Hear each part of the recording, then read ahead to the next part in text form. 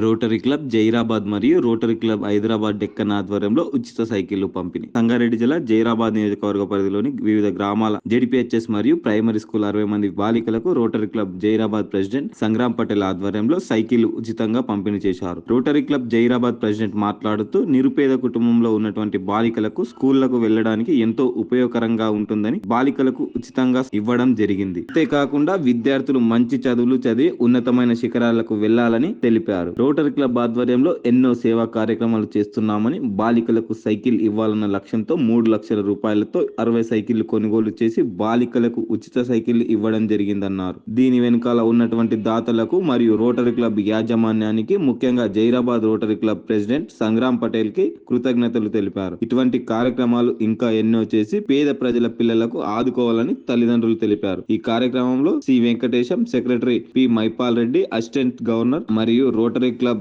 Zaheerabad president Sangram Patel, టీచర్లు, పిల్లల తల్లిదండ్రులు తదితరులు పాల్గొన్నారు. పకడ్బందీగా మీరు ముందుకు నడిపిస్తున్నారు, మీకు కూడా నేను ధన్యవాదాలు చెప్పుకుంటున్నాను. ఇంకేమంటే ఈ కార్యక్రమం అది రోటరీ క్లబ్ అంటే చాలా పెద్ద సంస్థ. ఇది ఇంచుమించు 200 దేశాల లోపల ఈ యొక్క సంస్థ నడుస్తుంది. ఈ సంస్థలో మేము సభ్యులం కావడము, రోటరీ క్లబ్ జైరాబాద్ 33 సంవత్సరాల నుంచి రోటరీ క్లబ్ జైరాబాద్ ఉంది. ఇది సీనియర్ క్లబ్. ఈ క్లబ్ యొక్క ప్రాముఖ్యత చాలా పెద్దది. ఎందుకంటే ఈ 2-3 సంవత్సరాలు కానీ క్లబ్లు మూసిపోతాయి.